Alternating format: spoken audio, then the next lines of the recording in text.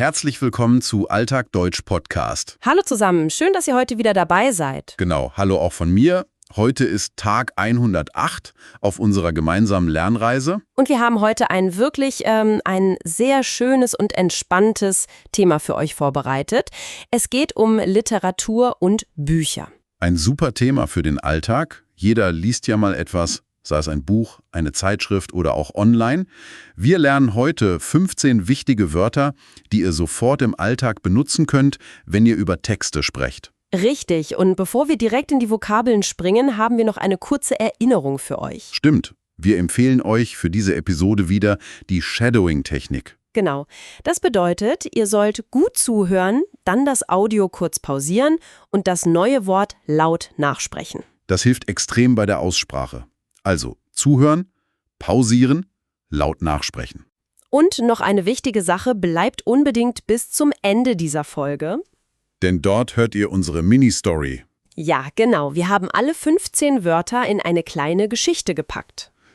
Lass uns direkt anfangen. Das erste Wort auf unserer Liste ist ein Nomen, nämlich das Kapitel. Auf Englisch übersetzen wir das mit Chapter. Genau, Chapter. Das Kapitel. Eine einfache Erklärung auf Deutsch wäre, ein Kapitel ist ein Abschnitt eines Buches. Bücher sind ja oft lang und sie werden in verschiedene Teile unterteilt.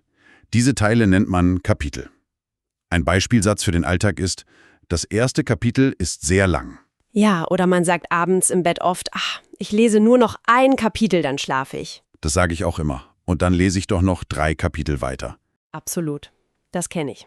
Aber das Wort ist wirklich sehr häufig. Das Kapitel. Gut, gehen wir weiter zum zweiten Wort. Das ist auch ein Nomen. Die Handlung. Die Handlung. Auf Englisch sagt man dazu Plot. Genau, Plot. Was bedeutet das genau auf Deutsch? Die Handlung ist der Ablauf der Ereignisse im Buch. Also einfach gesagt, das, was in der Geschichte passiert. Ohne Handlung wäre ein Buch ja ziemlich langweilig. Ein gutes Beispiel dafür wäre, die Handlung spielt in der Zukunft. Oder man fragt einen Freund, sag mal, wie ist das Buch? Hat es eine gute Handlung? Richtig. Und die Handlung wird ja von bestimmten Personen getragen. Das bringt uns direkt zum dritten Wort. Ja, das passt perfekt. Unser drittes Wort ist die Figur. Die Figur. Auf Englisch ist das the character. The character, genau. Auf Deutsch meinen wir damit eine Person in einer Erzählung. Also die Menschen oder manchmal auch Tiere, die in dem Buch vorkommen. Harry Potter ist zum Beispiel eine sehr bekannte Figur. Ja, ein sehr gutes Beispiel. In den meisten Büchern gibt es eine Hauptfigur, also die wichtigste Person. Und dann gibt es viele Nebenfiguren. Ein Beispielsatz aus unserem Material ist, die Figur in diesem Roman ist sehr interessant. Diese 3 Wörter, das Kapitel, die Handlung und die Figur, das ist quasi das absolute Fundament jeder Geschichte. Wenn ihr über ein Buch sprecht, braucht ihr diese Wörter immer. Ganz genau. Aber so ein Buch muss ja auch irgendwie produziert werden. Wie kommt das Buch vom Autor zu uns in den Buchladen? Das bringt uns zum vierten Wort. Richtig, das 4. Wort ist der Verlag. Der Verlag. Auf Englisch sagt man dazu Publisher. Publisher, ja. Der Verlag ist das Unternehmen, das Bücher produziert und verkauft. Genau, die Autoren schreiben den Text, aber der Verlag druckt das Buch, macht das Cover und bringt es in die Geschäfte. Ein typischer Satz für den Alltag wäre, dieser Verlag druckt viele tolle Kinderbücher. Oder sie sucht einen Verlag für ihr neues Buch. Absolut. Und wenn der Verlag das Buch dann fertig hat, dann tut er etwas Bestimmtes damit. Das ist unser 5. Wort und das ist ein Verb. Genau, das Verb lautet veröffentlichen. Veröffentlichen. Auf Englisch heißt das to publish. To publish. Weil es ein Verb ist, brauchen wir natürlich auch die Perfektform für euch. Das Perfekt bildet man mit haben, also hat veröffentlicht. Hat veröffentlicht. Die Erklärung auf Deutsch ist ganz einfach. Es bedeutet, ein Werk der Öffentlichkeit zugänglich zu machen, also es zu publizieren. Genau. Ein Beispielsatz wäre, der Autor hat ein neues Werk veröffentlicht. Das Wort benutzt man übrigens nicht nur für Bücher. Man kann auch einen Artikel in einer Zeitung veröffentlichen. Stimmt. Oder ein Video im Internet veröffentlichen. Das ist ein sehr, sehr praktisches Alltagswort. Ja, auf jeden Fall. Und wenn das Buch dann veröffentlicht wurde, dann gibt es noch ein anderes Verb, das wir oft benutzen, wenn wir über den Markt sprechen. Das ist Wort Nummer 6. Genau. Das Verb heißt erscheinen. Erscheinen. Auf Englisch übersetzt man das meistens mit to be published oder to come out. Die Perfektform ist hier ganz wichtig. Man bildet sie mit sein. Also ist erschienen. Ist erschienen. Das bedeutet, dass etwas auf den Markt kommt, es ist ab jetzt im Laden kaufbar. Ein super Beispielsatz für euren Alltag ist, das Buch ist gestern erschienen. Richtig. Man fragt auch oft, wann erscheint der neue Roman von dieser Autorin? Genau. Der Unterschied ist also, der Verlag veröffentlicht das Buch, das ist die aktive Handlung, und das Buch erscheint auf dem Markt. Sehr gut erklärt. Das ist wirklich ein kleiner, aber feiner Unterschied, den ihr euch merken solltet. Kommen wir zum 7. Wort. Das ist wieder ein Nomen, und zwar ein Event, das oft stattfindet, wenn ein neues Buch erschienen ist. Ah, du meinst die Lesung. Genau, die Lesung. Auf Englisch heißt das Reading. A reading? Eine Lesung ist eine Veranstaltung, bei der ein Autor live aus seinem Buch liest. Das ist in Deutschland sehr beliebt. Die Leute sitzen in einer Bibliothek oder einem Buchladen, trinken vielleicht ein Glas Wein und der Autor sitzt vorne und liest vor. Ja, das ist immer eine sehr schöne Atmosphäre. Ein einfacher Satz dazu wäre, morgen findet eine Lesung im Buchladen statt. Oder, ich habe gestern Tickets für eine Lesung gekauft. Gehst du gerne zu Lesungen? Ja, total. Es ist toll, die Stimme des Autors zu hören. Es macht die Handlung irgendwie noch lebendiger. Da hast du recht. So, wir haben jetzt schon 7 sehr wichtige Wörter gelernt. Wir machen gleich weiter mit den nächsten Vokabeln. Aber vorher haben wir noch eine kleine Bitte an euch. Wenn euch unser täglicher Deutsch-Podcast hilft, dann abonniert gern unseren Kanal und gebt uns einen Daumen nach oben. So verpasst ihr keine neue Folge. Genau. Euer Feedback ist uns sehr wichtig und es hilft uns, den Podcast immer weiter zu verbessern. Vielen Dank für eure Unterstützung. Und jetzt machen wir direkt weiter mit dem 8. Wort. Das ist ein Verb, das beschreibt, was wir mit unseren Händen machen, wenn wir ein Buch haben. Ah, das Verb heißt blättern. Blättern. Auf Englisch sagt man dazu to flip through. To flip through. Die Perfektform wird mit haben gebildet. Also hat geblättert. Hat geblättert. Auf Deutsch bedeutet das, dass man die Seiten eines Buches schnell umdreht. Man liest nicht jedes Wort, man schaut nur kurz auf die Seiten. Genau. Ein typischer Beispielsatz ist, ich blättere gerne in alten Büchern. Oder wenn man im Wartezimmer beim Arzt sitzt, ich habe in einer Zeitschrift geblättert. Ja, das macht man dort ja fast immer. Man blättert einfach so ein bisschen herum, um sich die Zeit zu vertreiben. Richtig.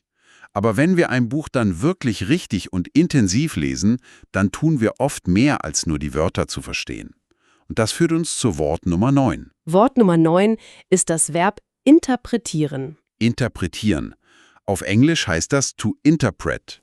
Die Perfektform ist hat interpretiert. Hat interpretiert. Es bedeutet, den tieferen Sinn eines Textes zu erklären. Man fragt sich, was wollte der Autor uns damit wirklich sagen? Genau. Viele von euch kennen das vielleicht noch aus der Schule. Der Beispielsatz lautet, wir mussten in der Schule das Gedicht interpretieren. Oh ja, Gedichte interpretieren, das war manchmal ganz schön schwer. Absolut. Aber man interpretiert nicht nur Gedichte, man kann auch das Verhalten einer Figur interpretieren. Warum hat er das gemacht? Was war sein Motiv?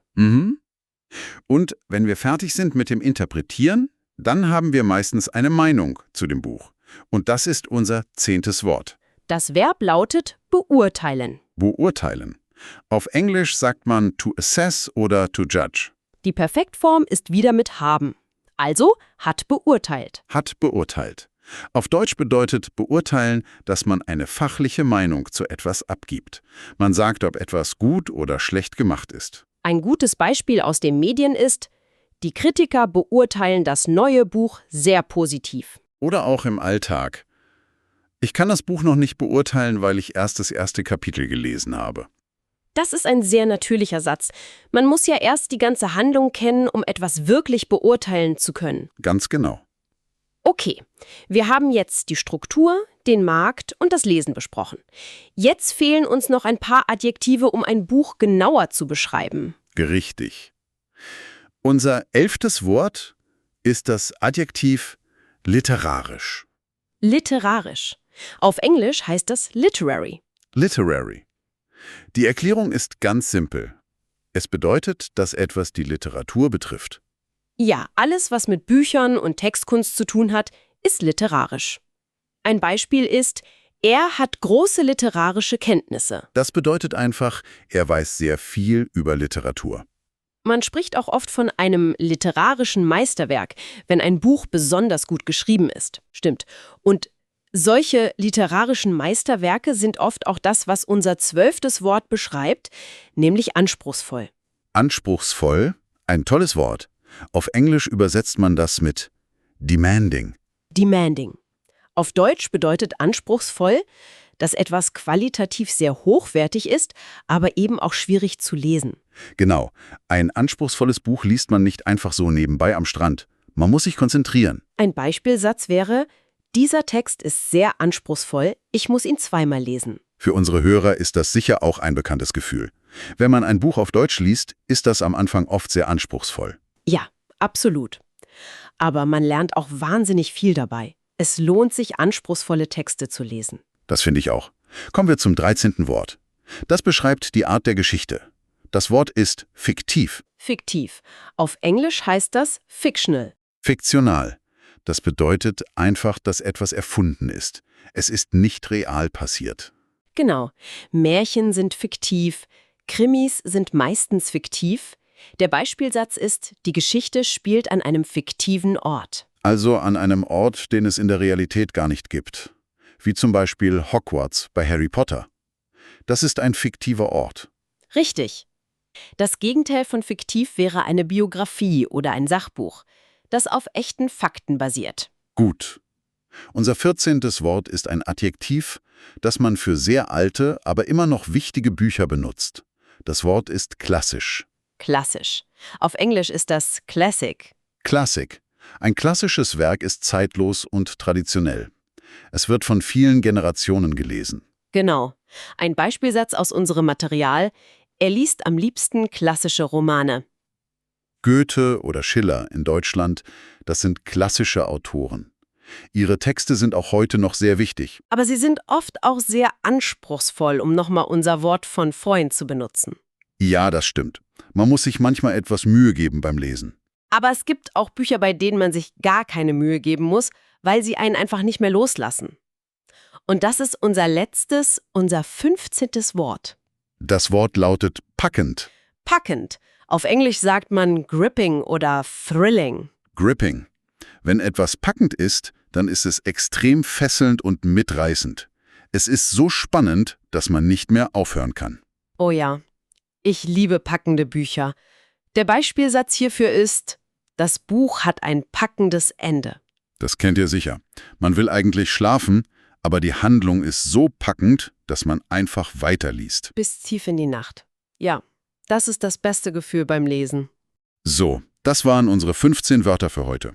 Wirklich ein toller Werkzeugkasten für den Alltag. Absolut. Lass uns die Wörter noch einmal ganz schnell zusammenfassen, damit ihr sie im Kopf behaltet. Wir hatten das Kapitel, die Handlung, die Figur.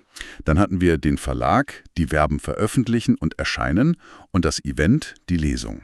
Dann die Aktivitäten des Lesers: Blättern, interpretieren und beurteilen. Und zum Schluss die 5 Adjektive: literarisch, anspruchsvoll, fiktiv, klassisch und packend. Super. Und wie versprochen haben wir jetzt am Ende unsere Mini-Story für euch. Genau. Hört gut zu. In dieser kurzen Geschichte kommen alle 15 Wörter vor. Stellt euch vor, jemand ist in der Stadt und sucht etwas Neues zu lesen. Los geht's. Gestern war ich in der Buchhandlung. Ich wollte ein neues Buch für den Urlaub kaufen. Zuerst habe ich nur in ein paar Zeitschriften geblättert, aber dann habe ich einen interessanten Roman gesehen. Das Buch ist erst letzte Woche in einem kleinen, unabhängigen Verlag erschienen. Der Autor hat es dort veröffentlicht. Es sieht wirklich sehr schön aus. Ein Kritiker im Radio hatte das Buch sehr positiv beurteilt. Er meinte, es ist ein echtes literarisches Meisterwerk, aber zum Glück nicht so anspruchsvoll. Die Handlung klang jedenfalls sofort total spannend. Sie spielt an einem fiktiven Ort irgendwo auf einer einsamen Insel. Die Hauptfigur ist ein Detektiv, der ein großes Geheimnis lüften muss. Schon das erste Kapitel hat mich im Laden total fasziniert. Es ist vielleicht kein klassisches Buch der Weltliteratur, aber es ist unglaublich packend geschrieben. Man kann das Ende sicher auf viele verschiedene Arten interpretieren. Ich habe das Buch sofort gekauft. Und das Beste ist, morgen Abend gehe ich zu einer Lesung, wo der Autor selbst aus dem Roman vorliest. Ich freue mich schon sehr darauf. So, das war unsere Mini-Story für heute. Habt ihr alle Wörter herausgehört? Ich hoffe doch.